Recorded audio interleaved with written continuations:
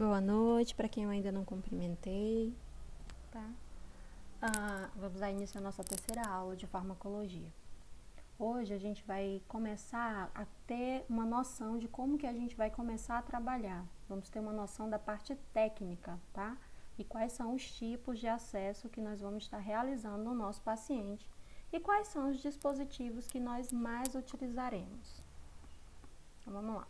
Para começar, eu trouxe aqui para vocês o que traz mais dúvida, tá? Para a equipe de enfermagem, principalmente a equipe técnica em enfermagem, que é a utilização, tá, dos parâmetros de maneira correta, principalmente da seringa milimetrada ou graduada em unidades internacionais. É também uma unidade de medida, tá?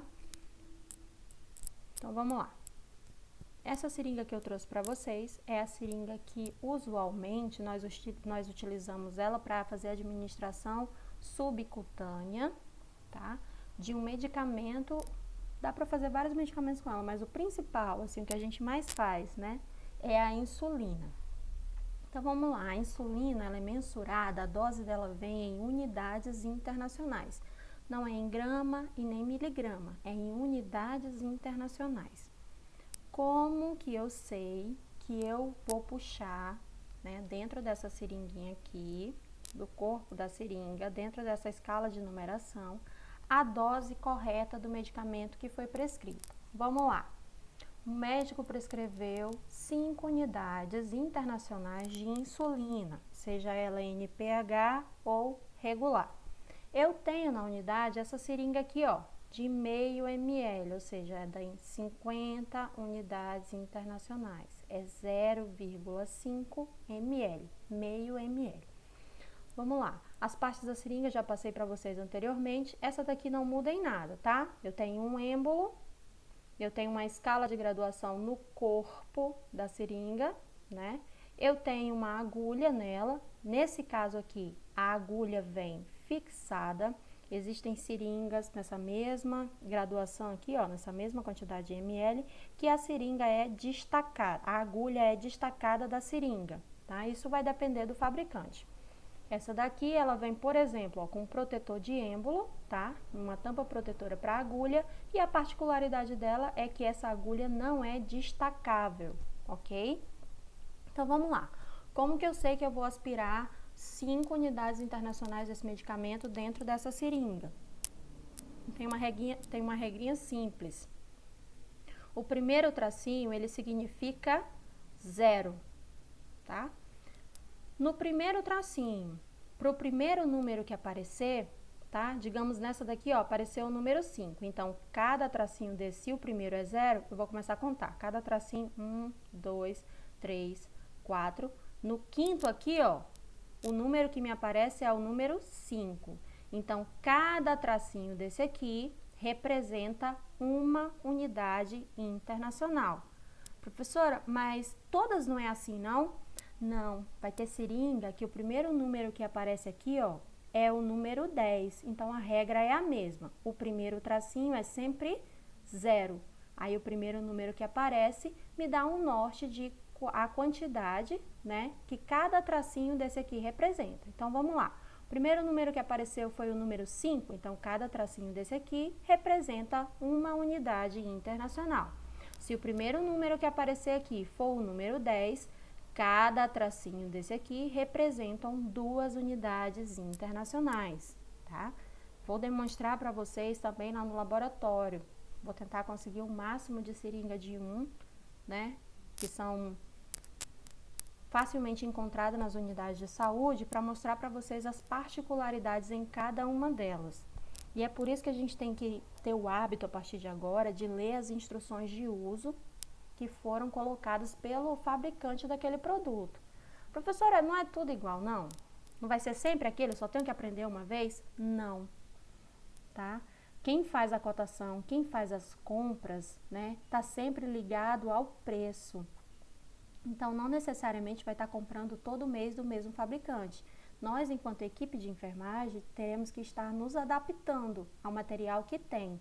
E uma forma de adaptação, de utilizar esses insumos de maneira correta, é estar atento ao guia de instrução, tá? Todo material tem o seu guia de instrução.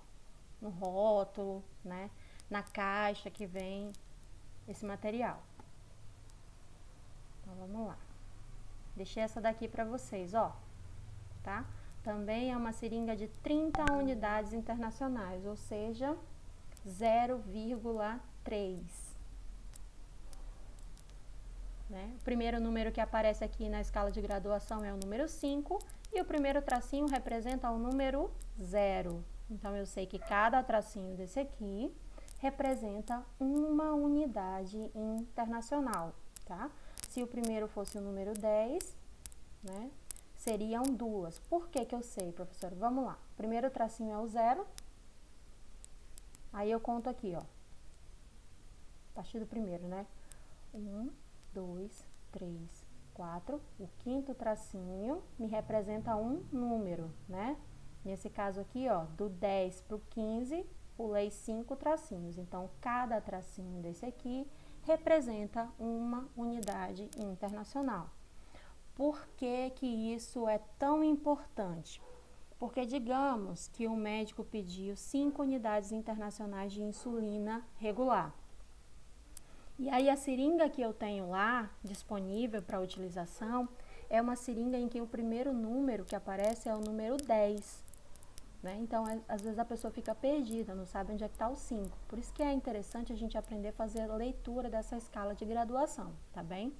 Então, o primeiro traço é sempre 0 e o primeiro número que aparece após o 0 te dá um norte, tá? De quanto que cada tracinho daquele ali vale.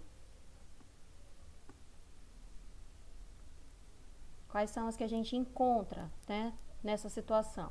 A de 30 unidades internacional, a de 50 unidades internacional e a de 100 unidades internacionais. As que a gente mais utiliza é essa daqui, ó, de 100 unidades internacionais. Essas aqui são utilizadas bastante na pediatria ou naquele paciente que faz a utilização da medicação em casa, tá? Nos hospitais, nas unidades de atenção, tanto primária, secundária ou terciária, é essa daqui de 1 ml. Posso encontrar essas outras, professora? Pode, mas não é comum a gente encontrar ela não, tá? Então, aqui mais uma vez, ó, as pastas da seringa, pra gente memorizar direitinho. Então, vamos lá. Técnico de enfermagem, já falei pra vocês que ele tem que saber qual é a classe medicamentosa, né, que aquele fármaco pertence, qual é a ação desse fármaco dentro do organismo e qual é o efeito que esse fármaco pode estar apresentando dentro do organismo do nosso paciente, né? E aí eu trouxe aqui para vocês os tipos de insulina, que é o que mais causa confusão. Assim, os outros medicamentos, aluno, os técnicos, os enfermeiros, né, a equipe em geral pega fácil. Agora, a insulina, as pessoas têm muita dificuldade. Então, vamos lá. A insulina NPH, ela tem a ação lenta, tá bom? Lembra que o medicamento ele pode ter uma ação substitutiva, e aí eu dei como exemplo a insulina, que é quando o corpo não produz e eu administro uma droga para suprir essa necessidade do corpo, tá? Essa é a função da insulina, repor o que era para aquele organismo estar produzindo e ele, por um déficit, alguma deficiência, alguma patologia que pode ser transitória, né, aguda, ou seja, naquele momento está cometendo aquele organismo, ou ela pode ainda ser uma patologia crônica, tá, que não tem cura, ela só tem controle. Então, a gente utiliza a insulina. A NPH, a ação dela dentro do organismo é uma ação lenta. Ela atua, né, na lâmina basal, no tecido, no organismo, por até 12 horas. Geralmente, quem faz uso da insulina NPH faz uma administração dela 2 vezes ao dia, de 12 em 12 horas. Essa medicação, usualmente, as pessoas fazem no ambiente domiciliar, para controle e manutenção da patologia. Já a insulina regular, ela é de uso hospitalar, porque a ação dela é rápida. Depois que nós administramos a insulina regular no nosso paciente, nós esperamos de 40 minutos a 2 horas para observar a taxa de glicose no sangue caindo, tá? Por isso que toda vez que a gente faz uma insulina regular, de 40 minutos, né, 1 hora e meia, 2 horas, a gente faz o teste da glicemia novamente, que é aquele teste com uma lancetinha, que a gente fura a ponta do dedo, coloca o sangue numa fitinha e introduz ela num aparelho. E aí, no monitor do aparelho, vai aparecer quanto de glicose que tem dentro, né, da corrente sanguínea desse paciente. E a insulina é o hormônio responsável por quebrar essa glicose dentro do organismo, restabelecendo assim o parâmetro de normalidade no meu paciente. Então, a insulina regular ela é utilizada quando? Quando o paciente apresenta pico. Pico de quê? Pico de glicose. Então, vamos lá. É uma hiperglicemia na corrente sanguínea desse paciente. E aí, ele chega lá pra gente com diversos sintomas. Então, sempre antes de administrar uma insulina, é observado o exame de destro, tá? A gente punciona a pontinha do dedo do paciente, faz a leitura, passamos para o médico e ele prescreve a quantidade de insulina. Pode acontecer do médico passar as 2 insulinas para ser administrada ao mesmo tempo. Por quê? Porque ele quer uma ação rápida dentro desse organismo. Ih, fiz besteira. Ele quer ter uma ação rápida dentro desse organismo e quer também que esse organismo continue fazendo uso dessa droga por um período de tempo maior, tá? Então, a NPH, ela fica atuando por mais tempo. Já a regular, ela tem uma ação rápida. Tudo que tem uma absorção e ação rápida, consequentemente, é excretado mais rápido do organismo, tá? Então, a ação dela, tanto a ação esperada, né, do efeito esperado é rápida, quanto a excreção, tá? O organismo humano excreta a insulina regular rapidamente. Então, quando ele precisa novamente dessa medicação, que não tem mais na corrente sanguínea, o que ele faz? Eleva novamente o pico. Então, geralmente, a regular é a que o técnico de enfermagem no ambiente hospitalar mais utiliza. Porém, nós temos que saber que a NPH também está lá à nossa disposição e quando que a gente utiliza ela. Beleza? Fechou a insulina aí?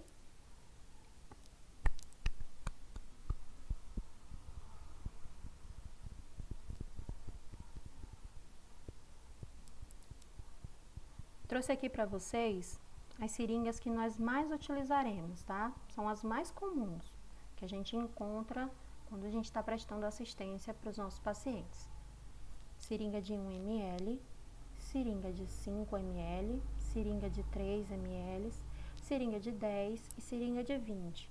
Todas elas contendo a mesma estrutura, né? Um êmbolo, um corpo ou um cilindro milimetrado com escala de graduação e um bico para acoplar o canhão ou os dispositivos de extensão que nós utilizamos para fazer a administração dos medicamentos. Esse bico pode ser livre, assim, em que eu só acoplo o canhão da agulha, ou ele pode ser de rosca, tá bem? No mercado é comum a gente encontrar seringa que não vem com agulha, tá? Então tem que prestar atenção.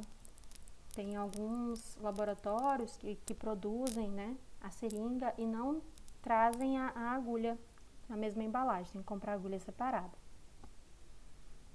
Então, vamos lá. As partes que compõem a seringa, né? O êmbolo, o corpo ou cilindro. Nesse corpo ou cilindro tem essa escala de graduação que me dá um norte. Eu tenho como me basear sobre a quantidade de ml que eu estou administrando no meu paciente.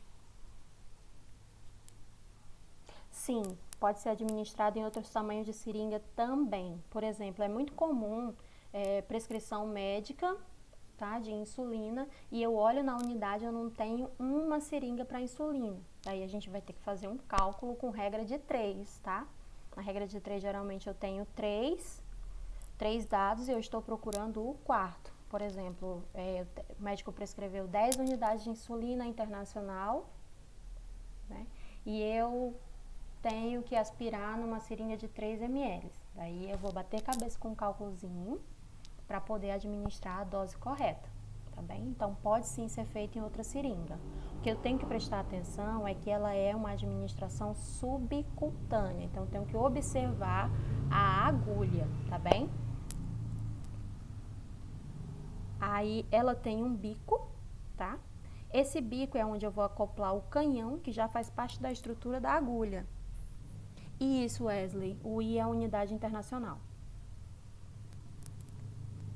Vem com uma haste, que é o comprimento, né, dessa agulha, ou seja, o alcance que ela tem, se ela tem um alcance muscular, se ela tem um alcance de primeira camada de pele, se ela tem um alcance de subderme, né? Tudo isso é observado no tamanho da haste da agulha.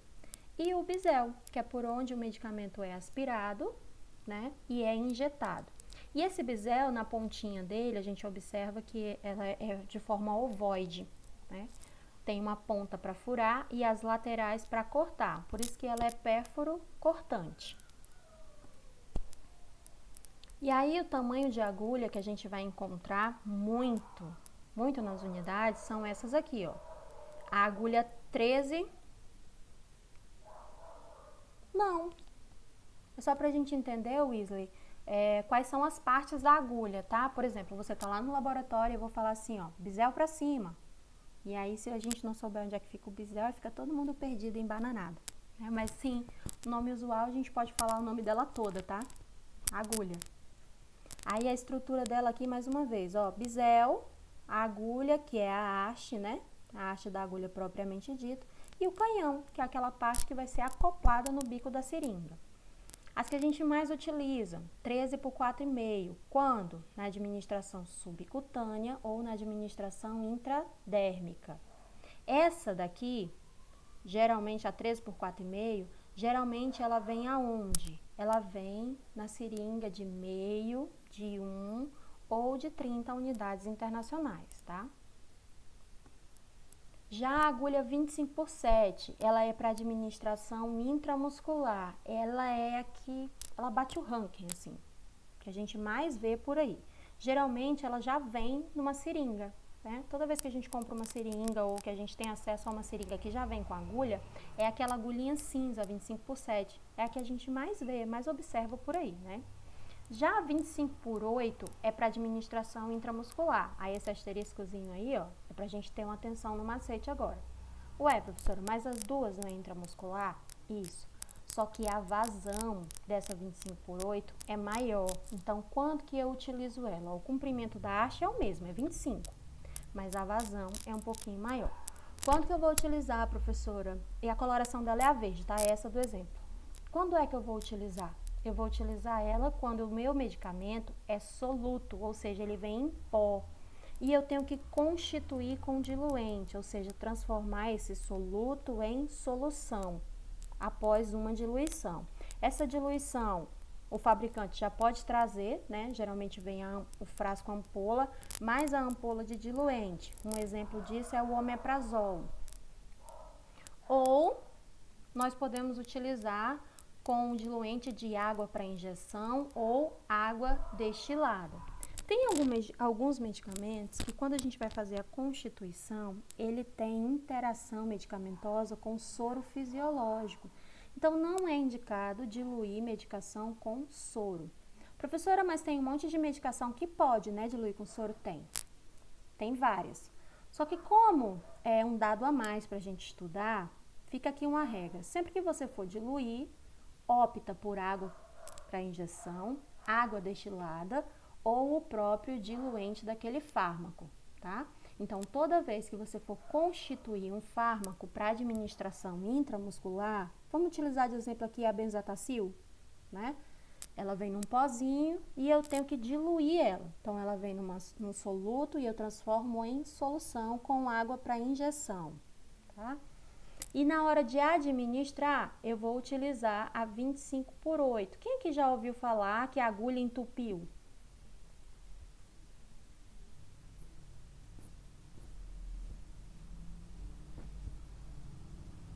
Ah, nem vem, todo mundo já ouviu. Ah, beleza, Janaíra. Né? Tem essa história de que a agulha entupiu, a agulha obstruiu, né? Então, o que acontece nessa situação? É quando os cristais desse medicamento, eles não foram bem dissolvidos, ou quando eu utilizo a agulha errada, tá? Eu utilizo aqui, ó, na administração, a 25 por 7, que é a cinza. Então, ela não tem a vazão que eu necessito para a administração da droga no tecido, Então, eu tenho que utilizar nessas situações, quando o medicamento é em pó e eu vou constituir, eu tenho que utilizar essa agulhinha aqui verde, ó, ou a 25/8. Dá para memorizar por cores também. Quem quiser memorizar por cor, aí a técnica para memorar é com vocês. Já a agulha 40/12, que é a rosa, vou mostrar para vocês no próximo slide, ela é somente para aspiração e para diluição, ou seja, eu aspiro o diluente, né? Furo com ela o frasco ampola, jogo o diluente lá dentro, faço a constituição que vocês vão aprender a fazer no laboratório e aspiro aquela medicação diluída. Então, ela só serve para isso. Eita, mulher, é 2 agulhas, uma para diluir e uma para administrar? Sim, sempre. 2 agulhas. Professora, mas eu vou abrir uma seringa, né? E a medicação já veio em ampola, em ml, por exemplo, é um anticoncepcional. Eu tenho que trocar a agulha? Sim. Exatamente, parece um canudo, de fato, a vazão dela é maior. Tá? Então, toda vez que eu for administrar o medicamento, com uma agulha eu aspiro e com a outra agulha eu administro, beleza? Estamos combinados em relação a isso? Sempre, professora? Sempre. Para sempre, para sempre. É uma regra. Ixi, mas o fulano nem faz. Eu vou lá no postinho tomar uma anticoncepcional e nunca vi ninguém trocando agulha, né? Tem certeza que o fulano aprendeu correto. E ele aprendeu quais são as regras, né? Se o fulano não está fazendo, eu sinto muito por ele, porque quando o conselho descobrir, não vai ficar legal. Isso, Nivan. Grande risco. Ah, Sandra, repetir qual parte, amor? Tudinho desse slide? Tá, eu acho que é na parte da administração, né? Então, vamos lá.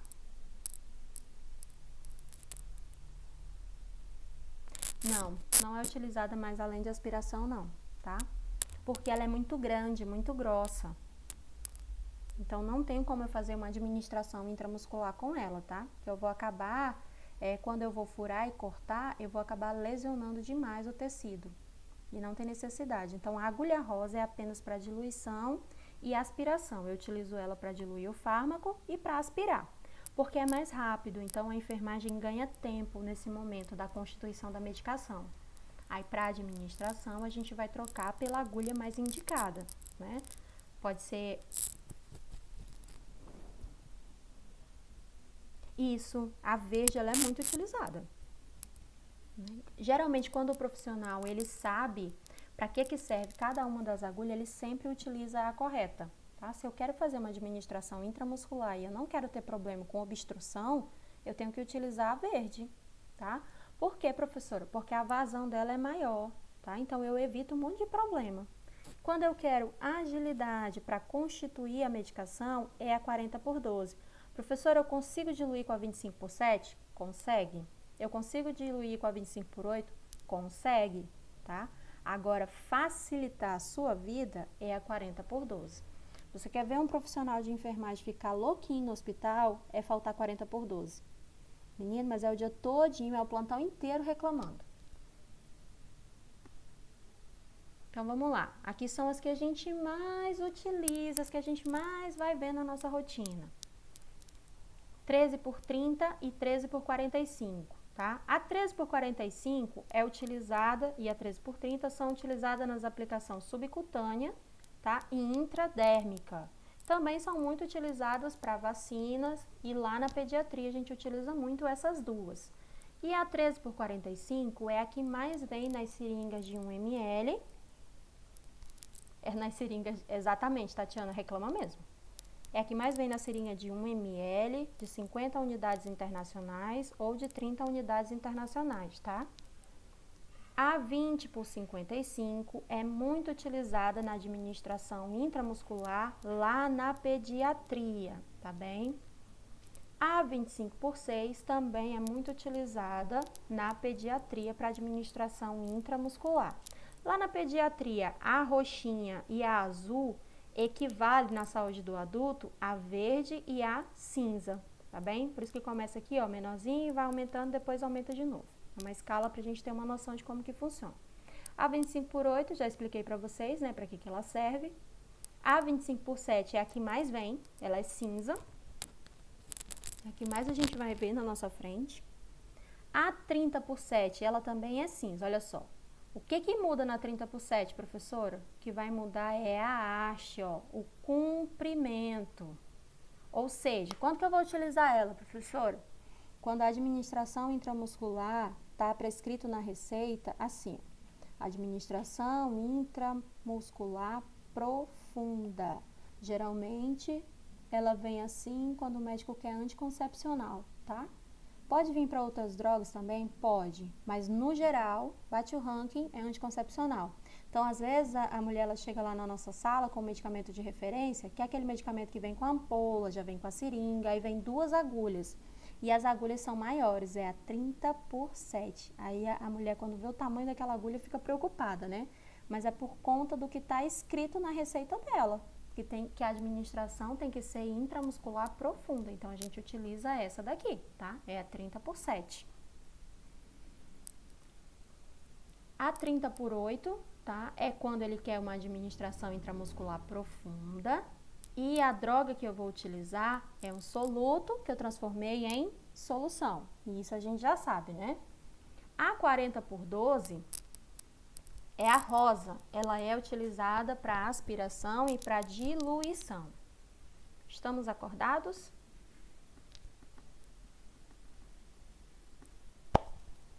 Ok.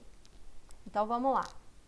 A injeção intramuscular, né? Quando que ela é utilizada?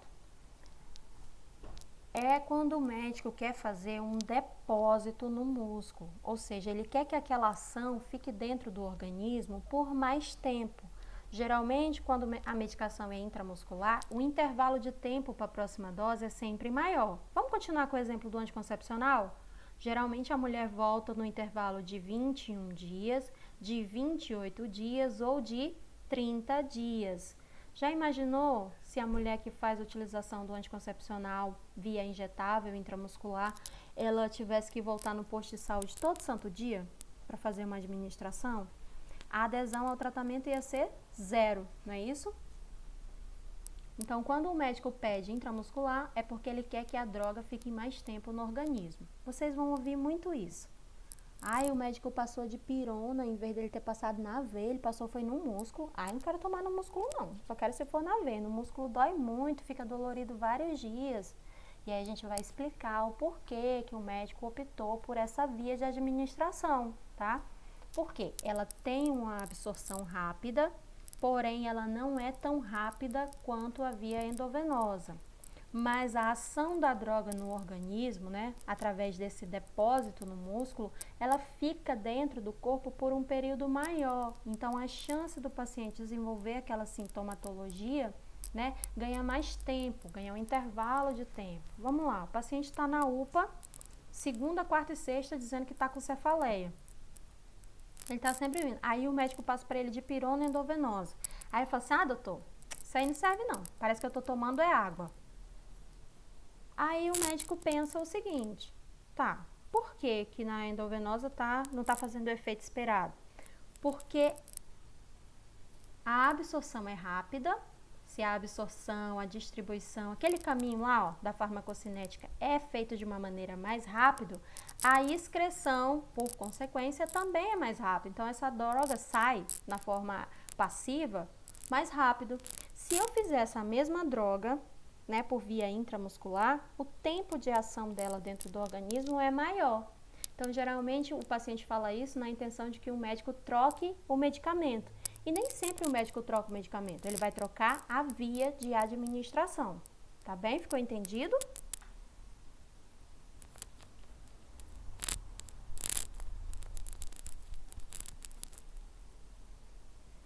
Aí eu fico aqui girando os dedos para alguém dizer que sim. Beleza. Então, vamos lá. Professora, a senhora pode explicar de novo? Ai, tomei um susto. Tá, tá, vou voltar aqui. Vamos lá. Na via intramuscular, ela é utilizada, Jaqueline, da seguinte forma. quando o médico ele quer um depósito dentro do organismo, tá? E esse depósito ele fica por um período de tempo maior. Aí eu dei o exemplo do anticoncepcional, né? O anticoncepcional, a mulher realiza ele no intervalo de 21 dias, de 28 e de 30 dias. Vai depender do fármaco que ela está utilizando. Então, a dose fica dentro do organismo através desse depósito, atuando por um intervalo de tempo maior. E aí eu falei para o pessoal aqui que tem como exemplo a dipirona, né? Por exemplo, o paciente está lá indo na UPA segunda, quarta e sexta dizendo que está com cefaleia, querendo resolver o problema. E aí a medicação é sempre a mesma, né? Dipirona, endovenosa. E aí, exatamente, Poliana, 90 graus. E aí, o médico pega e resolve, quando passa lá a dipirona endovenosa, o paciente fala que aquilo ali não serve para ele não, que parece que é água quando ele toma. Mas por que será que parece que é água? Vamos entender de farmacocinética e farmacodinâmica? Se eu faço a administração endovenosa, a ação, a distribuição é rápida, né? Porém, a excreção é tão rápida quanto, ou seja, a cobertura daquela medicação dentro da corrente sanguínea é menor. Já no intramuscular, não. Eu tenho um depósito e meu corpo vai utilizar sempre que for necessário. E aí, quando o paciente fala isso, ele fala na intenção de que o médico troque a droga. Dificilmente o médico troca a droga. Ele vai trocar a via.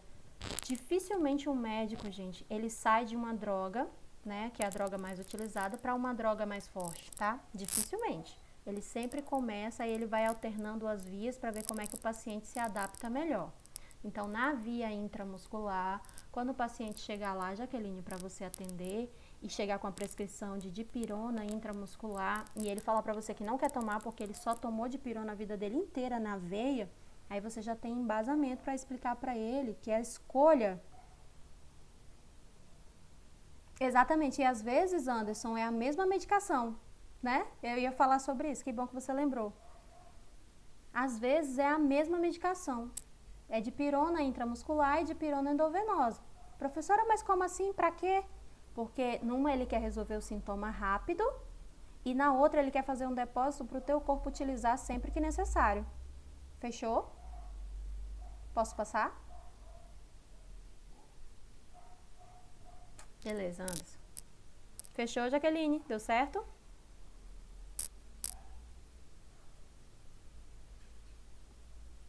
Sim, professor, entendi. Então, vamos lá. Administração intramuscular no deltoide, vamos nos atentar para o volume que o deltoide suporta, para a gente ver qual é o músculo que a gente vai escolher, né? Porque quem faz a escolha e o revezamento de músculo é a enfermagem. Então, vamos lá. Para a gente identificar o deltoide, vocês acabaram de passar pela disciplina de anatomia. Eu tenho certeza que todo mundo sabe onde é que fica o deltoide. Todo mundo sabe onde é que é a cintura clavicular, não sabe? A clavícula? Beleza. Para eu ligar a clavícula ao úmero, eu tenho um local chamado acrômio, tá? Que é na cabeça do úmero, onde faz a ligação da cintura clavicular com os membros superiores. E aí, onde que eu encontro ele? Na região acromial, ou seja, na cabeça do úmero, no finalzinho da minha clavícula, tá? E eu delimito ele aonde, professora? Na linha axilar. Então, o que fica aqui, ó, no meio, em forma triangular, vai ser o nosso deltoide.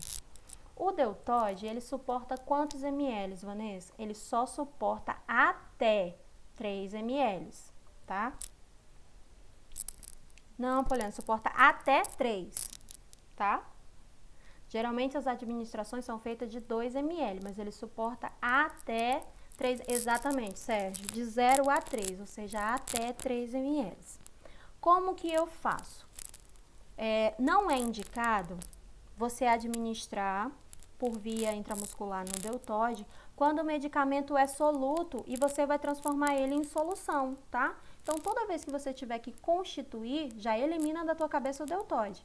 Ah, professora, mas eu posso diluir para 3, em vez de diluir para 5, essa medicação. Só que o deltoide, ele é um músculo pequeno, ele fadiga muito rápido.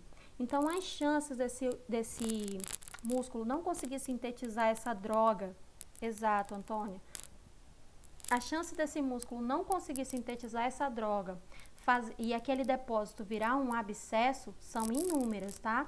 E aí esse abscesso pode lesionar um nervo, que é a principal complicação de administração no deltoide. Depois do abscesso, é eu lesionar o nervo braquial, tá bem? Então, eu sempre digo para os meus alunos, na dúvida, meu amor, pula o deltoide, finge que ele nem existe. Vai ter paciente que vai pedir no braço à torta e à direita, né? E aí você vai observar qual é a quantidade de ml e se essa medicação é um soluto, né? Se ela veio em pó. Daí você já pula direto. Eu sempre digo para os alunos, prioriza sempre o glúteo, tá? Porque as chances de erro são menores. Outra coisa, tem paciente que não tem muito tecido muscular. Então fica difícil para você identificar o deltoide e fazer uma administração. Então sempre oriento, pula o deltoide. Mas é uma via muito utilizada. É indicado no glúteo, Poliana, tá? A indicação dela é para o glúteo ou para outro músculo que suporte uma quantidade maior de volume, tá? Por quê? Porque quando a gente dilui, a medicação continua em cristais. A gente quebra um pouquinho as partículas para poder entrar, ter uma via de acesso, né, ao nosso paciente, mas ela continua em cristais, tá? Tem outro, eu vou já te mostrar. Então, vamos lá. Para eu identificar o local de aplicação aqui, ó, no glúteo, como que eu vou fazer, professora? Você posiciona o paciente em pé na sua frente e aí eu utilizo um macete até hoje, né? Porque a anatomia, o livro de anatomia, ele fala uma coisa, mas ele descreve como se o paciente fosse único, né? E tudo tivesse no lugar exatamente tal e qual tá no livro. E vocês vão ver que tem paciente que parece que não leu o livro, então ele tirou algumas coisas do lugar. Brincadeiras à parte, mas cada paciente, cada tipo, né, de organismo tem as suas particularidades. Então, eu utilizo sempre a mesma regra. Eu posiciono o paciente em pé para mim e eu observo o final da escápula dele. Sabe aquela parte triangular da escápula? Eu observo ali o final daquela escápula, a parte mais pontuda do osso, né, a base ali, e eu venho descendo, né, com uma linha paralela, assim, ó. Uma linha horizontal, descendo. Até onde, professora? Pensa aqui que essa linha tá vindo lá do final da clavícula, ó. Até onde, professora? Até o final da coluna sacral. E aí eu pego na coluna sacral e passo uma segunda linha. Pronto, dividi aqui o glúteo da pessoa em quadrantes. Qual é o quadrante que eu vou utilizar, professora? Quadrante superior externo. Quanto mais externo, melhor. E eu vou falar para vocês por quê. Porque lá no braço não passa um nervo, né? O nervo braquial. Aqui na perna todo mundo já ouviu falar, é o nervo mais famoso que existe. Ele é o famosinho, né? Qual é o nome desse nervo? Alguém lembra? Aê, Anderson, é o ciático. Então, vamos lá. Passei essa linha, né, imaginária. Lá no laboratório vocês podem fazer. Vou mostrar para vocês exatamente como eu faço. Lá no estágio, o ideal é que vocês passem essa linha imaginária, né? Assim, observa onde é que tá, passa a linha imaginária e escolhe o local para aplicação. Eu sempre peço para o aluno fazer mais externo, sabe por quê? Porque mesmo que ele libere aqui, ó, ele deixou passar, né, o nervo ciático, ele não vai pegar o ciático, só que lembra que eu vou fazer um depósito? O depósito é aquela sensação de que o músculo está endurecido. Quem aqui já tomou uma injeção que tocava assim, sentia um nozinho no tecido? Sentia os feixes de tecido assim, atravessado? Aquilo ali é o depósito do medicamento. E esse depósito, se ele estiver muito próximo ao nervo ciático, ele pode pinçar, causando um abaulamento nesse nervo que era para passar reto, tá? Então, às vezes, ele deixa o nervo aqui, ó, um pouquinho tortinho, e aí vai trazer uma complicação muito séria, professora, para o paciente, porque eu não lesionei o nervo, eu só passei muito perto dele. Não, mas aquele paciente, quando estiver andando, ele vai ter uma sensibilidade na perna e ele vai lembrar de você e do seu nome o resto da existência. Vai falar assim, ó, poxa vida, eu fui lá naquele posto, tomei medicação com a Vanessa, menina, eu fiquei uma semana lembrando dela, ó. uma semana pensando na criatura. Né? Então, assim, vai sair, professor, vai voltar ao normal? Vai sair e vai voltar ao normal, tá? Mas enquanto isso, o paciente vai te excomungar os 4 cantos. Então, vamos sempre priorizar canto superior e externo, ou quadrante superior e externo. Mostro para vocês no laboratório sim, tá bem? E aqui para administração, o ângulo é de 90 graus, exatamente, Anderson, famoso mão pesada. Aqui o ângulo é de 90 graus, ou seja, reto. O bisel é lateralizado ou para baixo, tá? Mas eu reforço tudo isso no laboratório. Então, aprendemos a identificar o deltoide e aprendemos a identificar o glúteo ou o dorso glúteo. Não sei qual foi a literatura que foi utilizada, mas os dois está correto. Para administração também intramuscular, que suporta até 5 ml, nós temos o glúteo, ou dorso glúteo, e o músculo face anterolateral da coxa, ou vasto lateral da coxa, tá bem? Também suporta 5 ml. Vai inventar de fazer uma bezetacil no vasto lateral da coxa de um paciente para tu ver. Professora, mas pode, não pode? Pode. Pode sim. É um músculo que eu posso utilizar, é um músculo que eu posso escolher. Mas geralmente ele só é utilizado e só é aceito para administração de medicação por parte dos pacientes lá na pediatria, né? Geralmente a gente faz muito em criança, no vasto lateral da coxa ou na face anterolateral da coxa. Mas eu posso administrar sim soluto, que eu transformei em solução, no vasto lateral da coxa, desde que tenha até 5 ml. Exatamente, Poliana, geralmente é nas crianças, tá? E aí eu tenho um outro músculo, tá? Que, pasmem, é o músculo mais indicado para administração intramuscular, tá? Quando o volume for até 5 ml, que é o ventro glúteo. Quem aí lembra onde fica a crista ilíaca? Vamos deixar a Caís orgulhosa? Onde é a crista ilíaca? Aquele ossinho que quando a mulherada tá magra adora exibir. É o ossinho que segura a calça jeans.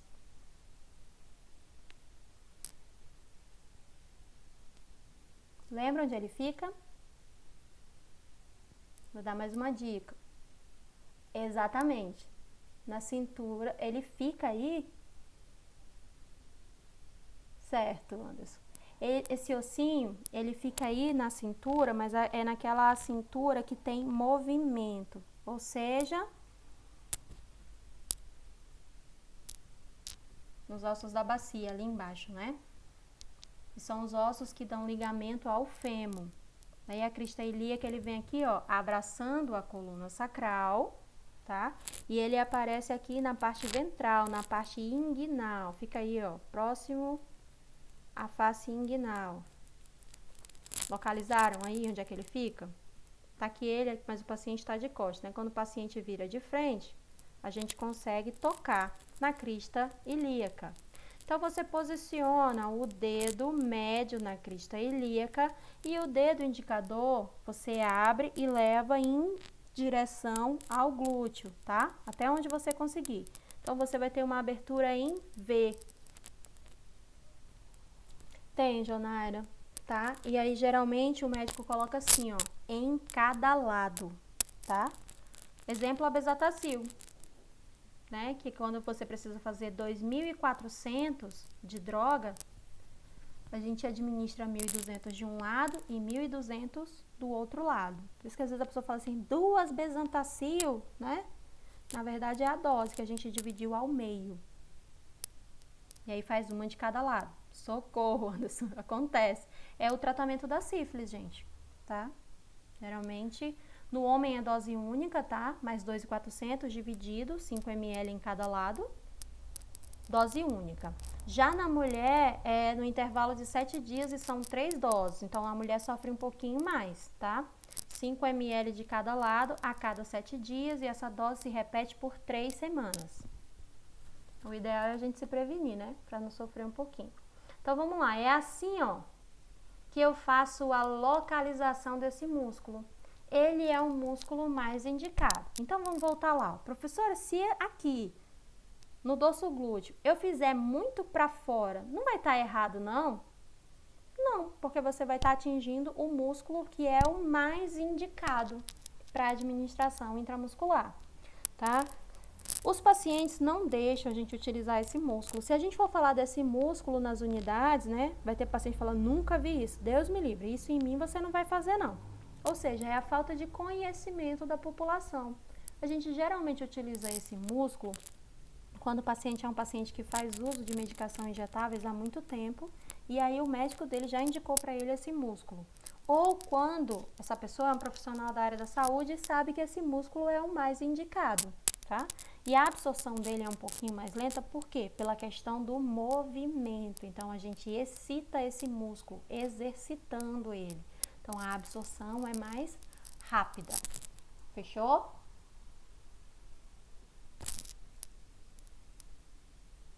Deu certo, né? Beleza.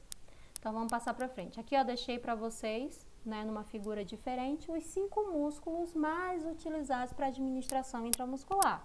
E aí a gente vai ver o revezamento entre eles, né? As particularidades que envolvem tá mais para o deltoide e para o dorso glúteo, né? Então, vamos lá. Com relação à angulatura, tá? Na administração endovenosa, a angulatura é de 15 a 30 graus, ou seja, rente à pele. E o bisel, professor, qual é a posição do bisel? Para cima. Existem alguns estudos que eles informam que a posição do bisel na administração endovenosa, tanto para cima quanto para baixo, é indiferente.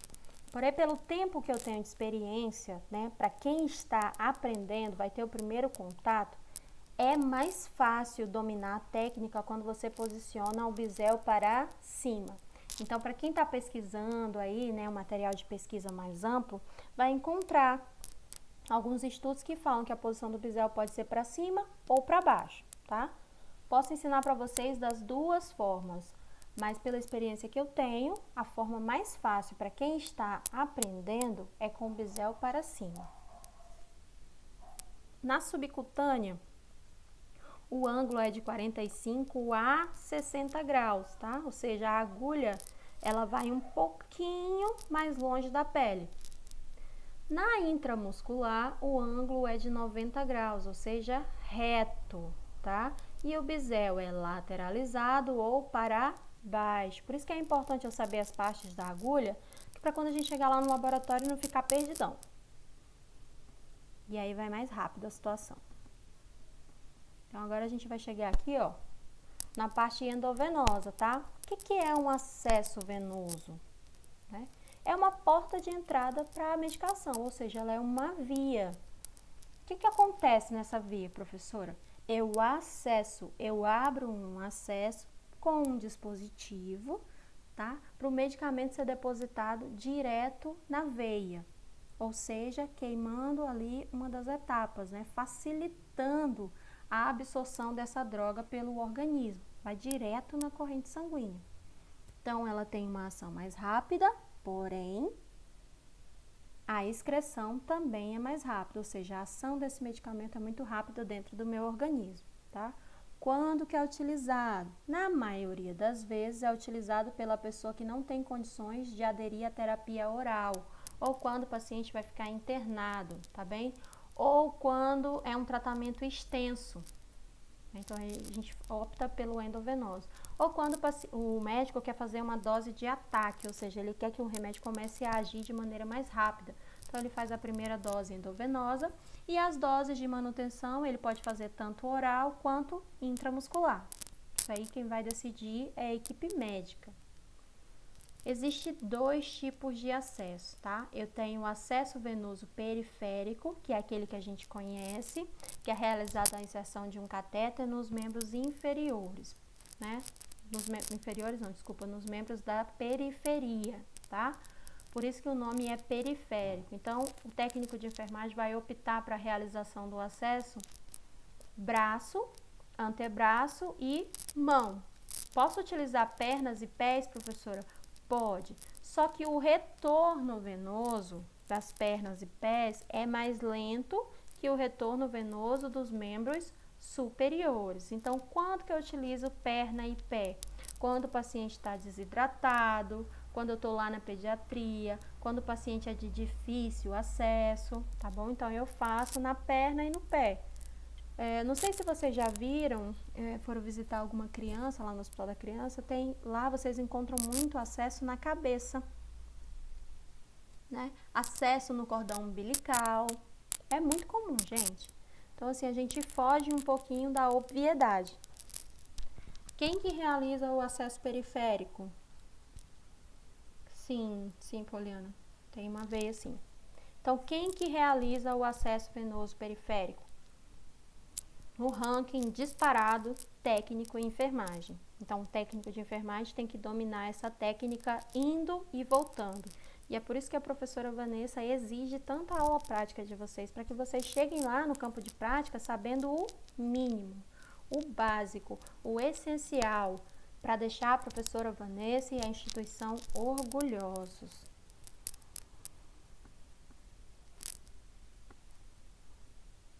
Vamos lá. E eu tenho também o acesso venoso central. Esse aqui é utilizado nos pacientes que precisam de grande quantidade de medicamento e soro, tá?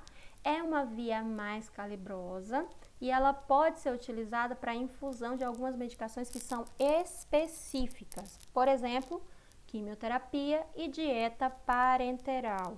Na dieta parenteral, a gente já viu o que é enteral, o que é parenteral, né? Na dieta, em vez de correr medicação, corre nutrientes, né? É uma receitinha de bolo, sódio, potássio, magnésio, glicose. E aí, quem faz isso, a prescrição é o médico, mas quem prepara essa solução são os farmacêuticos, tá? E a enfermagem administra. E essa dieta parenteral, ela deve obrigatoriamente correr em um acesso venoso central. E esse acesso central é aquele que geralmente o médico faz no pescoço, na região subclave, tá? Nessa covinha aqui, ó, entre o pescoço e a clavícula, tem uma covinha? Tem uma veia aí grande que passa, tá? Então, é a subclave ou inguinal. E esse acesso pode ser realizado dentro da unidade intra-hospitalar ou no ambiente doméstico. Aqui na região norte, os médicos priorizam a realização desse acesso numa unidade intra-hospitalar e, de preferência, dentro do centro cirúrgico. Vocês vão ver muito nas enfermarias, mas de preferência os médicos optam pela realização dentro do centro cirúrgico pelas chances de contaminação, tá? E o posicionamento desse acesso central, como ele está dentro de uma veia grande, está muito bem posicionado, alguns deles desembocam direto na veia cava superior, ou seja, as chances da gente fazer o paciente ter uma parada cardiorrespiratória pela administração rápida ou administração de dose lenta, máxima, tóxica ou letal, né, pode levar o paciente a uma parada cardiorrespiratória e, consequentemente, ao óbito. Professora, técnico de enfermagem manuseia o acesso central? Sim, faz a administração de medicamento e faz a observação, tá? O monitoramento desse acesso, técnico de enfermagem que faz. O curativo desse acesso, por ser um acesso estéreo, né, um curativo estéreo, quem faz é o enfermeiro, mas a manutenção, o cuidado no dia a dia e a administração medicamentosa, quem faz é o técnico de enfermagem. Quem pode manipular os acessos? O venoso periférico pode ser puncionado, ou seja, realizado ou acessado por enfermeiro, por técnico e por médicos, tá? Geralmente os médicos não utilizam muito dessa técnica. Quem domina mais, quem utiliza mais são os enfermeiros e os técnicos em enfermagem, né? E na ponta ali do ranking, o técnico de enfermagem.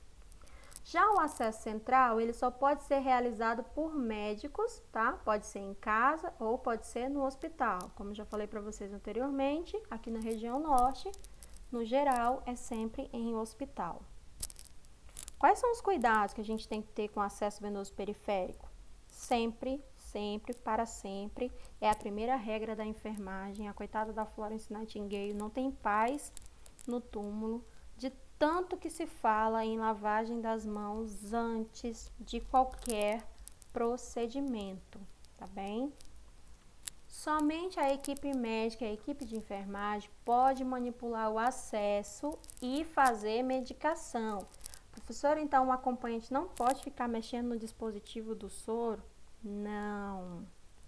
Mas, professora, a maioria dos acompanhantes utilizam dessa prática. É porque tem muito técnico de enfermagem que fala para ele o seguinte, ó. Quando acabar a medicação, tu fecha e me chama?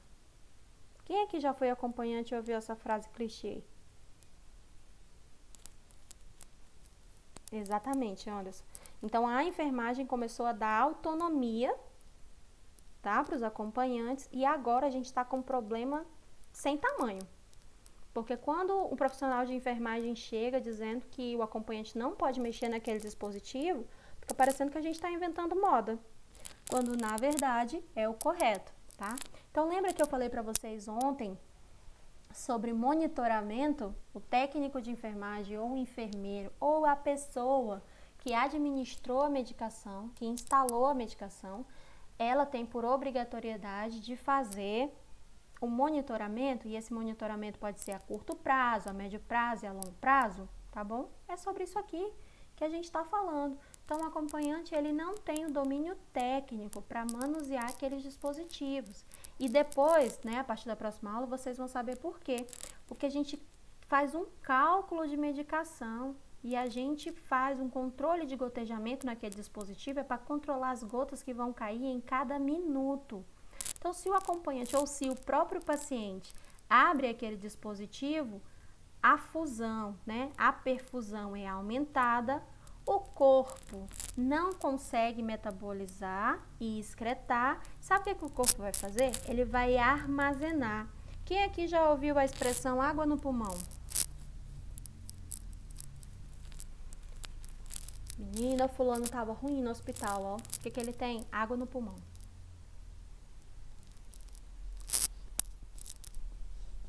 Olha, a Poliana já ouviu com o nome mais bonitinho, edema pulmonar. Geralmente as pessoas utilizam esse termo, né? Isso acontece quando? Quando o paciente é submetido a uma quantidade de líquido maior do que o organismo tem capacidade de excretar, tá? Então, às vezes, está lá prescrito um soro para correr em 8 horas. Você instala, você identifica, você faz o cálculo, você fica 1 minuto contando gota por gota, fazendo o controle do gotejamento. E aí você vira as costas para fazer a medicação de outro paciente. Dali a pouco você volta, o próprio acompanhante te chama dizendo que o soro acabou. Você fala, gente, como que pode? Você acha mesmo que aquela dose que foi prescrita, que foi pensada, né? Lembra que eu mostrei para vocês como é que é calculada a dose? Como é que o médico pensa na dose? Ele tem vários critérios que ele avalia, ele não inventa nada não. E nós da enfermagem obedecemos à prescrição médica, trabalhamos com prescrição médica, que ele anteriormente pensou, né, na melhor forma de atender esse paciente. Então, a gente acaba causando uma iatrogenia no paciente mesmo sem querer. Por isso, que lembra que a gente falou lá dos 13 certos, tem a orientação certa? Gente, vocês vão ficar careca de falar para acompanhante. Olha, não pode mexer. Falar para o paciente, não mexe. Aqui dentro desse soro tem medicamentos que não pode correr rápido na sua veia. Mas tem paciente que pensa o seguinte, quanto mais rápido acabar, mais rápido eu vou embora, né? E nem sempre é assim. Ou então, quanto mais rápido acabar esse soro aqui, mais rápido eu posso ir lá para a área de convivência, ir para outro leito, eu não preciso ficar com isso aqui pendurado, esperando isso acabar, tá? Então, na orientação certa, a gente tem que falar sobre isso também. Olha, seu João, o senhor não pode mexer nesse dispositivo. Se parar de pingar, o senhor chama, né? Pede para o acompanhante chamar. Ou se for no hospital que tem a campainha, toca a campainha, que alguém da equipe vem até o senhor, tá? Às vezes, o paciente, ele se mexe um pouquinho, e aí o acesso muda a posição e para de pingar. Isso aí vai fazer parte da nossa rotina, tá? Para sempre.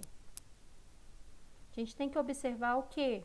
Ó, se o acesso está bem fixado na pele e se essa fixação, gente, está limpa e seca, tá? Às vezes o paciente vai ao banheiro, toma banho, ou dependendo do local que você fez ali o acesso, na lavagem das mãos mesmo, geralmente quando a gente faz na mão, ele acaba molhando esse acesso.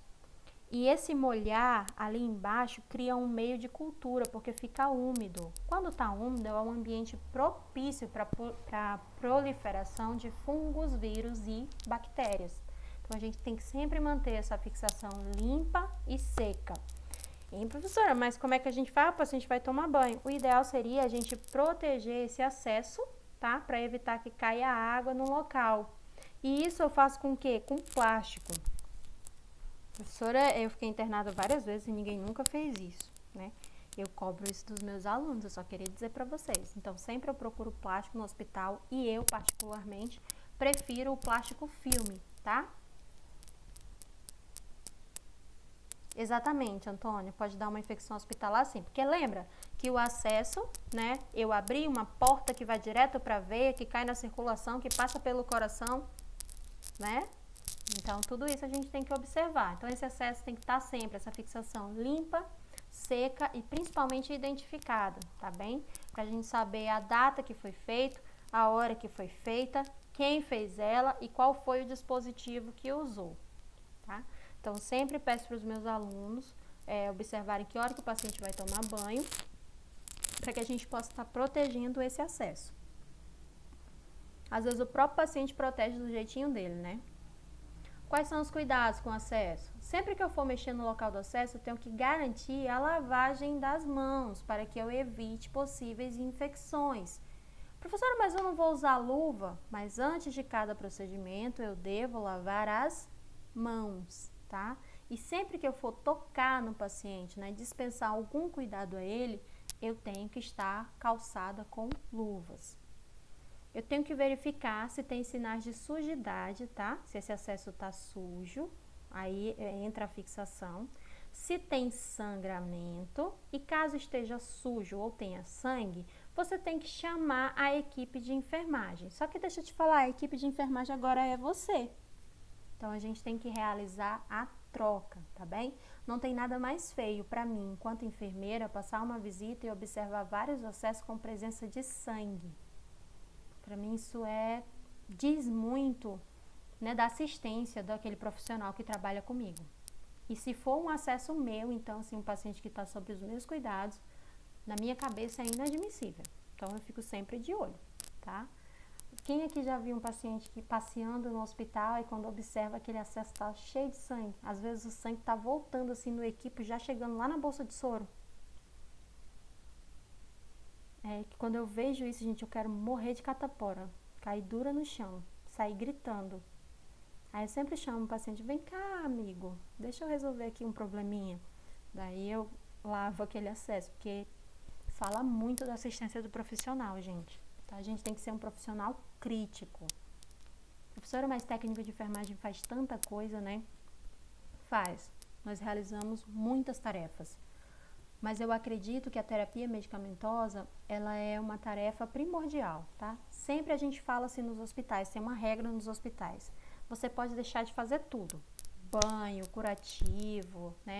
Verificar sinais vitais, mas a terapia medicamentosa, ela é prioridade, tá? Então, eu enquanto técnica de enfermagem e enquanto enfermeira, né, nos meus cuidados de enfermagem, eu priorizo sempre as boas práticas em terapia medicamentosa, porque eu sei que as chances do paciente evoluir para uma complicação severa são maiores, tá bem? Banho eu dou na hora que eu conseguir. Já aconteceu de chegar no plantão, só ter eu e uma outra pessoa para trabalhar, ali a enfermaria lotada com 20, 30 pacientes. Então a gente senta e fala, por onde a gente começa? Pela medicação, sempre. Daí a gente vai fazendo, né, as outras coisas quando a gente vai começando a se organizar e quando dá tempo. E a gente explica para o paciente, fala, ó, hoje não vai ter jeito, hoje é medicação, a prioridade. Se der tempo, a gente vai fazendo as outras coisas. Até o hospital conseguir se adequar e conseguir mais profissional. Geralmente ele faz o remanejamento de setores, tá? Outra coisa, se houver vermelhidão, se houver edema, que é inchaço, e se a pele na região do acesso estiver quente, tem que solicitar a avaliação da equipe de enfermagem, que agora é você, né? Então, às vezes, a equipe, na verdade, é uma equipe, só tem você. para fazer isso, né? O paciente é seu, tá sob seus cuidados, nem sempre o colega vai conseguir te ajudar, e aí você tem que fazer a troca. E esses sinais aqui, ó, vocês vão ouvir falar muito deles, são os sinais flogísticos, né? São os sinais que a gente observa que o paciente está desenvolvendo uma infecção. Quais são os sinais flogísticos, professora? Dor, rubor, que é vermelhidão, e calor, né? E algumas vezes edema também, que é inchaço. A gente tem que observar esses sinais, tá? A diferença do sinal para o sintoma, eu acredito que eu já falei nessa turma, né? O sinal é aquilo que eu observo, tudo aquilo que eu consigo observar no meu paciente, seja através de exames, né, como por exemplo o destro, seja através da verificação da pressão arterial, e o sintoma é tudo aquilo que o meu paciente me descreve, tá? O que eu não consigo ver, por exemplo, ele fala, eu tô com cefaleia, isso é sintoma. Sinal é o que eu consigo observar. Por isso que esse conjunto aqui, ó, é considerado sinais flogísticos. O profissional consegue ver e identifica que é o início de um foco infeccioso. E aí o que tem que ser feito? Tem que retirar o acesso e realizar ele em outro local. E o nome dessa infecção é flebite, tá? Tudo que termina em ite é uma infecção. Onde é que está essa infecção, professora? Na veia, tá? Então é uma flebite. Esse é o termo para infecção na veia, flebite. Caso o paciente relate dor, tá? Durante a infusão de alguma medicação, ou quando a gente não estiver infundindo nada e mesmo assim ele relatar dor, nós temos que fechar o registro, né? O equipo, se estiver passando alguma droga, ou a multivia, ou parar de administrar caso estejamos administrando, e solicitar uma avaliação da equipe para observar o quê? O teste do fluxo e do refluxo. Fluxo é quando eu não tenho obstrução ao injetar a medicação. Refluxo é quando eu aspiro e volta sangue. Se volta sangue, eu sei que está dentro de um vaso, não é isso? Mas mesmo assim, se o paciente diz que está sentindo dor, nós realizamos a troca. Então vamos lá. Quais são as principais dificuldades ao acessar esse paciente? Possibilidade de ocorrer sangramento quando não está bem fechado, tá bem? Ocorre. É normal, professora, acontecer? É comum. É muito comum ocorrer extravasamento de sangue, tá? Possibilidade de sair da veia, caso eu não tenha o cuidado de realizar uma boa fixação. Fixação vocês aprendem lá no laboratório, né? A questão da luva versus esparadrapo vai entrar agora em ação. Eu tenho que ter em mente que esse excesso é uma porta de entrada para a infecção. Então, eu tenho que observar os sinais flogísticos, e eu tenho que deixar esse acesso sempre limpo e seco, e eu tenho que trocar ele a cada 72 horas.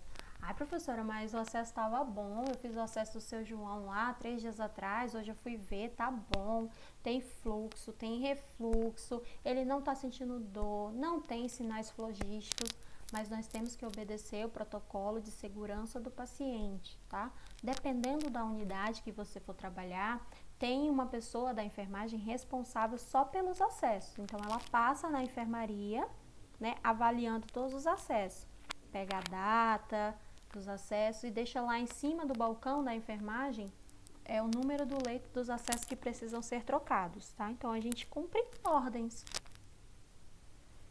Dificuldade também, essa daqui, ó, ocupa o primeiro lugar no ranking, que é desconfortável para o paciente. Vamos combinar que ninguém gosta de ter um catéter dentro da sua veia e eu tenho que passear com aquilo para cima e para baixo, né? Então, quando eu faço isso numa articulação, e agora vocês vão ver muito isso, vocês vão fazer o acesso, aí vai ter técnico de enfermagem que vai optar pela mão, né? Vai querer fazer na mão. Aí o paciente fala, ó, aí como é que eu vou usar o celular?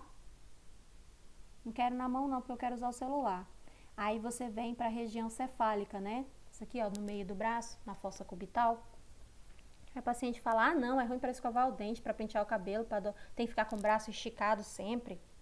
Então, é desconfortável. Vai ter um momento que a gente vai ter que realizar onde tem acesso, né? Onde tem vaso, para a gente realizar aquele acesso periférico.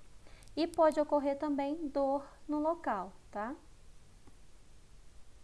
Então, vamos lá. Eu tenho outros tipos de acesso, que são o catéter para hemodiálise, o catéter de Shirley, que a gente chama, né? Que é quando eu vou utilizar temporariamente para a realização da hemodiálise. Deixei isso aqui a nível de conhecimento. E eu tenho também o Portocat, que é um catéter que é totalmente implantado. Ele é utilizado para medicação, tá? E de aplicação frequente, que necessitam de um acesso central. E ele é muito utilizado para quimioterapias e infusões. Ele é colocado embaixo da pele. Tá aqui, ó. Ele é colocado embaixo da pele. Quando o paciente tira a blusa ou quando ele expõe, né, esse catéter, a gente observa que ele está embaixo da pele e fica abaulado assim, ó, fica parecendo uma moedinha ali. Quem aqui já viu um paciente de marca-passo?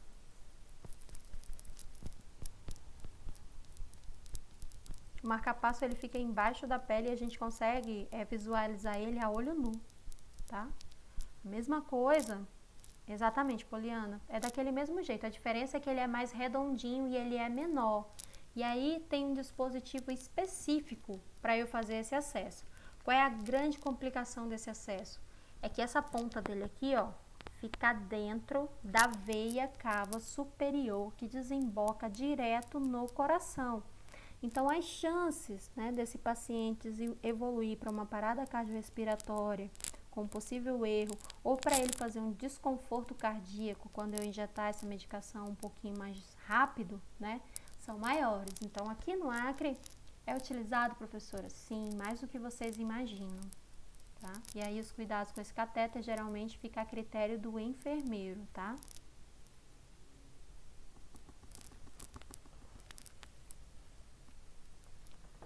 Vamos lá. Qual é o material que eu preciso? Tá? Isso aqui vocês anotam aí, ó. Já mandei o slide para vocês. Vocês vão anotar para fazer um checklist lá no dia da aula prática. E a gente nem perde tempo. A gente vai direto pro fazer. Preciso de um par de luva de procedimento, de álcool e suave, né? Que pode ser o algodão ou o suave. Micropore ou esparadrapo. Geralmente a gente utiliza 20 centímetros, mas ninguém fica mensurando isso com régua não, tá?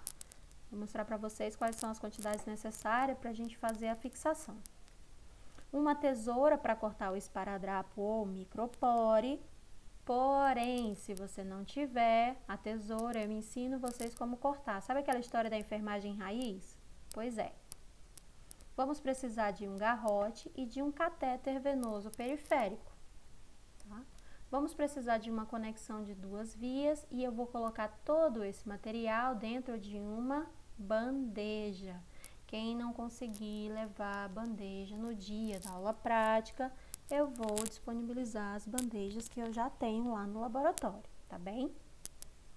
A pré-execução, o que eu tenho que fazer antes de tudo isso? Eu tenho que observar a prescrição médica, tá?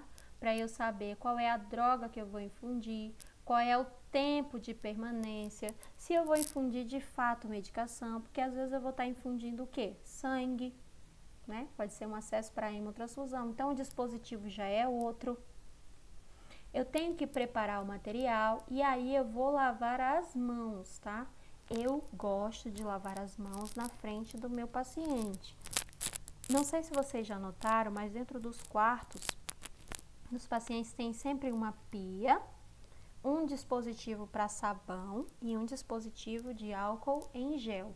Aquilo ali é para a gente lavar as mãos antes de tocar nos pacientes, tá? Porque vamos lá, às vezes eu lavo a mão fora, professora, lá mesmo no posto de enfermagem. Eu já chego lá no paciente, calço a luva e vou trabalhar com ele. Só que às vezes ele está num quarto com mais 3 pacientes e aqueles 4 pacientes são seus. E aí você sai do seu João para o seu José, né? E aí você tem que lavar as mãos. Por isso que é o... Alguém vai falar? Alguém tá com o microfone ligado. Daí eu tenho que lavar as mãos, gente, antes do procedimento. Por isso que tem aquela pia lá dentro do quarto, tá? Para que a gente utilize. E eu gosto de passar segurança pro meu paciente. Não pensem vocês que o paciente não presta atenção nas coisas não, tá? Eles prestam atenção em absolutamente tudo e eles adoram comparar. Então, vamos lá. A Jaqueline estava fazendo a assistência do seu João, né, durante o plantão dela. E toda vez que a Jaqueline entrava lá, a Jaqueline lavava as mãos. calçava a luva e ia fazer o que ela tinha para fazer com o seu João. Daí a Vanessa chegou no plantão, né, para substituir a Jaqueline. E a Vanessa só lava a mão lá no posto de enfermagem. Sabe o que vai ficar na cabeça do seu João? Que a Vanessa não lava a mão. Ela falou assim, essa enfermeira nem lava a mão antes de vir aqui comigo. A outra lá, aquela mocinha que veio antes, a Jaqueline, nem lavava a mão toda hora. Então, ele vai ter uma segurança maior nos procedimentos que foi executado pela Jaqueline do que nos procedimentos que foram executados por mim. Então, tudo que meu paciente me vê fazendo agrega valor ao meu trabalho.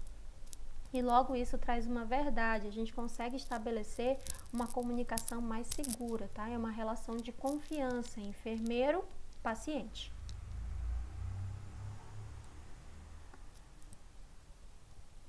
Para executar, né? Vamos nos identificar, checar o nome do paciente e o leito do paciente. Eu sempre faço isso aqui na brincadeira, eu chego brincando com o meu paciente. É o senhor, que é o seu João fulano de tal, que está internado no leito tal. Né? Eu sempre chego brincando para quebrar o gelo, mas você pode fazer isso da maneira que você quiser, desde que você faça, tá? Que é checar o nome. Para quê, professora? Lembra dos 13 certos? Paciente certo, não é? Faz a orientação ao paciente, que também está dentro dos 13 certos, né? Que é a orientação certa. Então, aqui você vai orientar o paciente ou cliente e o acompanhante quanto ao procedimento que você vai realizar. Nessa parte aqui, gente, da orientação é muito legal, porque o paciente ele se sente seguro, ele sabe exatamente a que circunstâncias ele vai ser submetido e ele sentiu ali que você se importa com ele, que você não está ali só para cumprir a ordem, né, que foi dada a você, que é realizar um acesso e administrar a medicação, que você está ali porque você realmente se importa com ele. Então, orientar o nosso paciente e o nosso acompanhante é um item que faz parte das nossas obrigações diárias. Observa a rede venosa periférica, seleciona o melhor acesso. Não é o paciente que diz onde é que tem veia, tá? É o profissional que seleciona o melhor local para o acesso. Eu trabalhei num hospital, no Hospital da Criança, e lá era muito interessante. Às vezes ia 2, 3 pessoas para realizar um acesso, né? Porque na pediatria é um pouquinho mais complicado, é mais difícil de achar. E aí, às vezes, eu garroteava e ficava tentando achar ali qual era o local que estava melhor.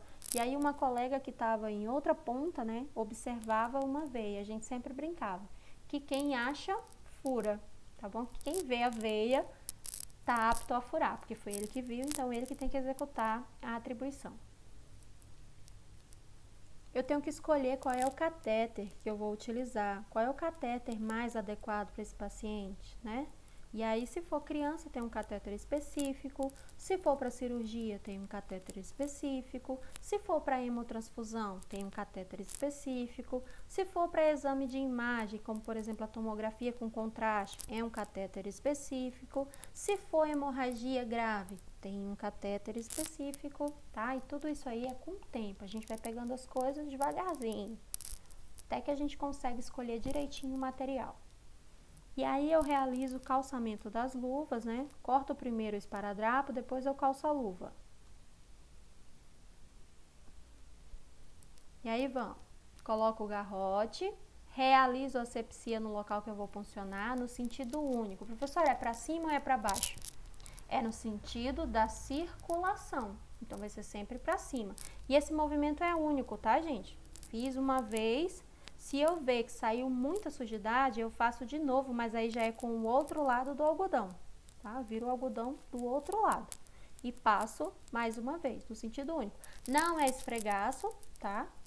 E nem é areando panela, em movimento circular, tá? Em sentido único, no sentido do coração, no sentido da perfusão, né? Da circulação sanguínea. Seguro o membro que eu vou puncionar com a mão que não é dominante, tá bom? Mantendo a pele tracionada. E com a mão que é dominante, eu vou introduzir o catéter venoso com o bisel da agulha para cima. Deixei aqui no slide do material de vocês, sempre para cima. Vocês vão encontrar literatura que diz que tanto faz para cima ou para baixo, tá? Mas aí depois, se você quiser tentar, você vai observar que para cima é mais fácil. E a angulação é de 15 a 30 graus. Professora, eu vi a veia, tá garroteado, eu fiz asepsia. Eu vou furar exatamente em cima da veia? Não, você vai furar um pouquinho abaixo, tá?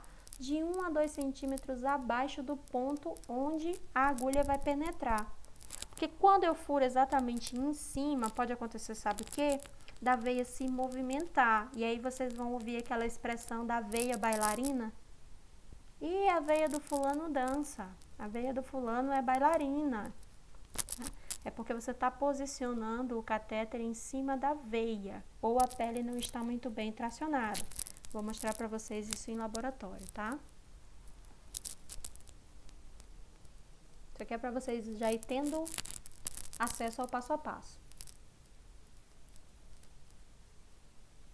Mantenha a pele tracionada e introduzir a agulha na veia lentamente. Após eu introduzir, de forma completa o catéter, eu vou retirar o garrote e eu vou conectar ao dispositivo que tiver prescrito. Digamos que é um soro, então vai ser conectado ao equipo, Digamos que esse acesso é só para deixar o paciente em observação, então eu vou acoplar ao multivia.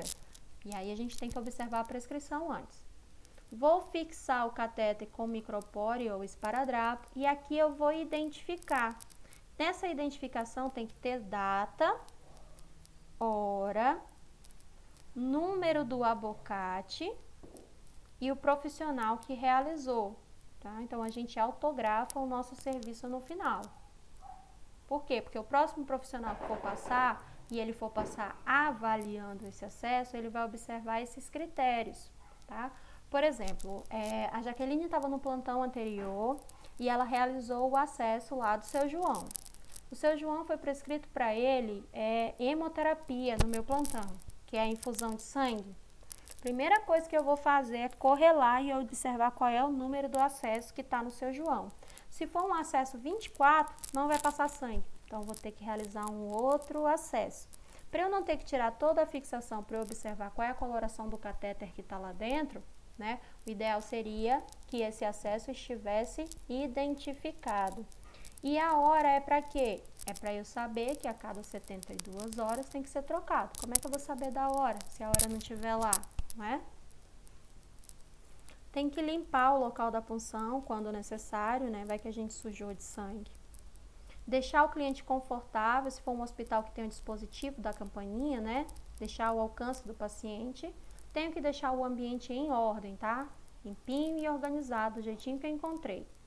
Após a execução de todos esses passos, eu tenho que dispensar o material que eu utilizei lá no expurgo, na caixa de pérfuro cortante, lavo as minhas mãos e corro para realizar as anotações necessárias.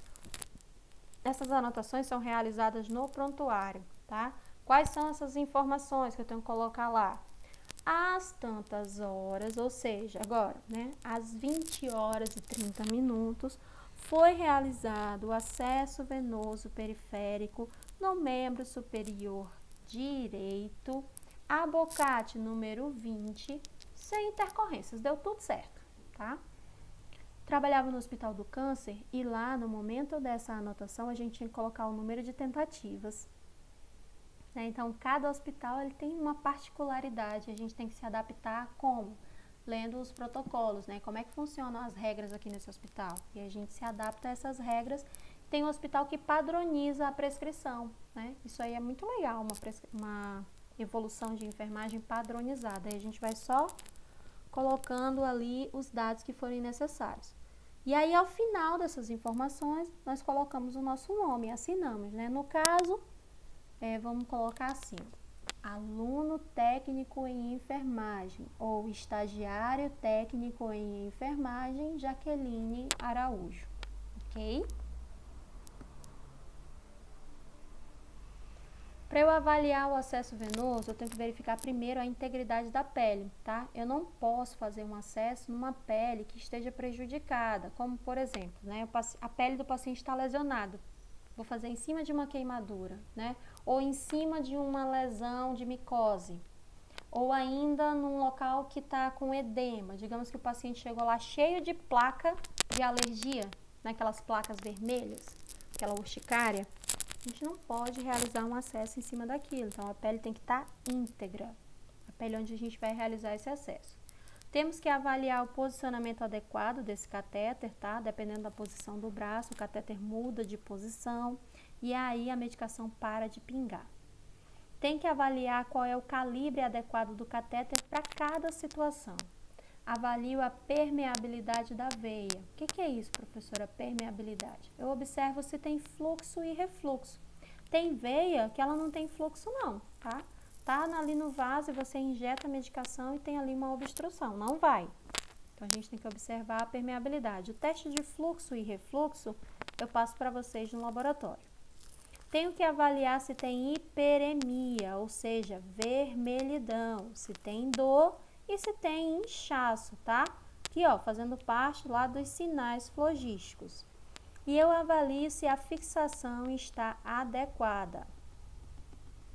Tem vários tipos de fixação, gente. Vou mostrar para vocês as que são mais utilizadas e vou mostrar para vocês a que eu utilizo. Então, vamos lá. Quais são os riscos, né? Quais são os riscos que eu encontro e quais são as tomadas de decisão, ou seja, quais são os cuidados de enfermagem para cada situação. Quando o garroteamento é excessivo, a atribuição de enfermagem é soltar o garrote. Quando tem flebite, né, inflamação da veia, eu observo a evolução desse flebite até onde ele vai, anoto no prontuário e a minha ação de enfermagem aqui, ó, de cuidado para o paciente é elevar o membro, tá? Para favorecer a perfusão periférica, tá? O retorno venoso. Quando ocorrer a transfixação do catéter, tá? Ou seja, quando eu perpassei a veia, eu passei por ela, eu furei ela dos dois lados, porque o ideal é que o catéter fique ao meio, né? Eu furo a veia só para o catéter entrar e ele fica ali, ó, entre as paredes do vaso. Transfixação é quando eu perpasso essa veia, tá? Eu furo ela dos dois lados, passo direto. Tenho que fazer compressão no local. Essa compressão eu posso realizar até com o próprio esparadrapo, tá? Passo o esparadrapo ali fazendo compressão mesmo, um pouquinho mais apertado, que é para eu controlar esse sangramento. Quando houver o extravasamento de líquido ou um hematoma, extravasamento de sangue, hematoma é sangue fora do vaso, ou seja, sangue no tecido. Eu tenho que também realizar uma compressão no local, tá? Elevar o membro para favorecer a perfusão e fazer uma compressa com bolsa de água quente. Já as multivias, eu encontro ela de dupla e de quadruplo, tá? Ou de quarteto.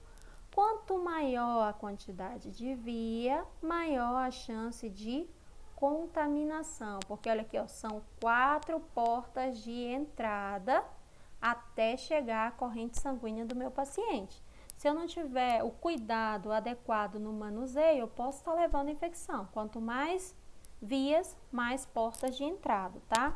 Geralmente a gente utiliza esse aqui, ó, de 2 vias. Mas tem muito nos hospitais esse outro aqui de 4 vias.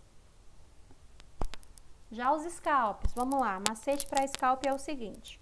Quanto maior o número do scalp, menor vai ser a perfusão periférica que vai passar pela haste da agulha e pelo bisel, tá bom? Ou seja, esse 27 aqui, eu posso acoplar aqui, ó, uma seringa de 20 e eu posso colocar toda a força do meu braço para tentar fazer essa medicação mais rápida. É mais fácil sair da veia do que injetar um grande volume dentro dela. Por quê? Porque a perfusão dele, tá? A saída dele, a quantidade de ml que sai é muito pequena. Eu utilizo muito na pediatria, tá? Quanto maior o número do scalp, menor vai ser a vazão dele em ml. Por isso que eu indiquei para vocês, ó, o 25 ou o 23, que é o laranjinha e o azul, tá? Que a perfusão deles é pequena, tá? Mas vocês vão conseguir trabalhar de maneira adequada. E aí, por mais que o aluno coloque força para injetar, por mais que ele queira fazer rápido, ele não vai conseguir, porque a perfusão é mínima, tá?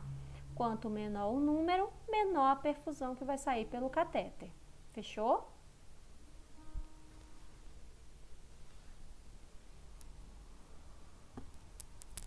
Já o abocate, né, ele é dividido da seguinte forma. Tem uma tampa aqui, ó, e essa tampa é o filtro. Ele vem com um catéter de teflon e ele vem com uma agulha pré-lubrificada.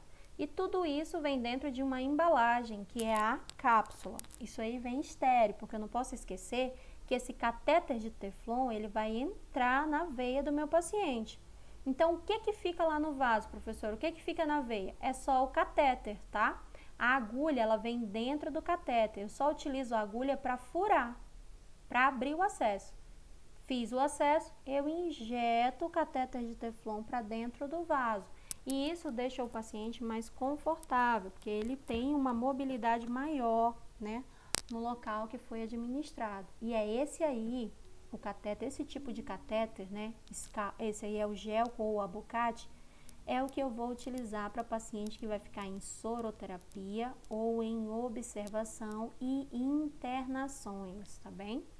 O scalp eu utilizo quando? Quando o paciente vai fazer uma medicação rápida e ele vai embora. Digamos que você está lá no Barral e Barral, chegou um paciente que ele vai tomar uma dipirona injetável. Então, você vai utilizar o scalp, porque após aquela medicação, o paciente vai para casa. Ele não vai ficar com você. Então, é um dispositivo de medicação rápida. Professora, se eu não tiver abocate e quiser fazer um soro no meu paciente, eu posso utilizar o scalp? Eu consigo? Consegue. Só que diferente aqui, ó, do abocate, que a agulha não fica dentro, o que fica dentro da veia é o catéter de teflon, aqui, ó, no scalp, é a agulha que vai ficar dentro da veia. Então, qualquer movimento, essa agulha pode fazer o quê? Furar o outro lado da veia. Então, vai ocorrer a transfixação do vaso. Tá? Isso é muito comum. Então, é melhor a gente evitar de fazer. A gente só utiliza ele quando realmente não tem e o paciente precisa muito da medicação. Então, vamos lá. Quando que eu utilizo cada um? Acabei de falar para vocês, né? Scalp, medicação de ação rápida, quando eu vou fazer uma medicação e o paciente em seguida vai embora, tá? E abocate, quando é soroterapia ou quando o paciente vai ficar em observação ou internação. Quais são os que a gente mais encontra por aí, né? A gente vai encontrar aqui, ó, o 24, que é o amarelinho, muito utilizado na pediatria, tá? Também segue a mesma intenção lá do scalp. Quanto maior o número, menor a vazão em ml horas, tá? Então, 24, que foi o que eu indiquei para vocês, passa menos ml hora, a vazão é um pouquinho menor, por consequência, a agulha é um pouquinho menor, então ele dói menos no vaso. O azul também é utilizado na pediatria, tá? O azul é o 22, então a gente vem do 24 para o 22, são os intermediários, que são os que eu pedi para vocês levarem para o laboratório. O 20 eu utilizo quando? Quando é antibiótico terapia, tá? Quando eu vou fazer antibiótico naquele paciente. Ou quando o tempo de permanência dele é superior a 24 horas, aí eu utilizo esse. No 20, passa sangue, professor, e passa quimioterápicos? Passa, tá? Só que vai passar com dificuldade. Pode acontecer vez ou outra obstrução e você tem que ficar lavando, né, o vaso. Então, o ideal é que para sangue quimioterápicos seja o 18, que é o verde, tá bem? Quando o volume é maior, as moléculas são maiores, o ideal é que eu acesse com o verde. Professora, mas foi hemorragia, ó. A pessoa teve um corte aqui profundo, tava limpando o quintal com roçadeira, e aí teve um corte profundo, tá sangrando horrores. Chegou lá na emergência e eu tô de plantão na emergência. Qual é o catéter que eu uso? Você vai utilizar o 16 e vai fazer 2 acessos, tá? Um para medicação e o outro só para repor o volume que ele tá perdendo. Então, esse aqui é o cinza, que é o 16, é utilizado para a gente repor volume quando o paciente perdeu muito volume. No geral, é quando o paciente está politraumatizado ou com hemorragias. Professora, e o 14 aqui, esse laranja, é quando? Lembra que eu falei da água no pulmão? Tá? Tem água no pulmão, tem água na cavidade abdominal, o médico precisa retirar, não precisa? Então, aqui, ó, para fazer toracocentese, que é o procedimento que tira líquido do pulmão, eu utilizo o 14. Então, ele é para extração, ele é para retirada de volume. Quando tem água na cavidade abdominal, né, uma doença chamada ascite, a água na cavidade abdominal, geralmente é uma complicação muito presente nos hepatopatas, pessoas que têm doenças do fígado. Também é realizado o procedimento de paracentese, que é quando eu retiro o líquido da cavidade abdominal. Então, eu vou sempre utilizar o 14, tá? Até aqui tudo bem? Alguma dúvida?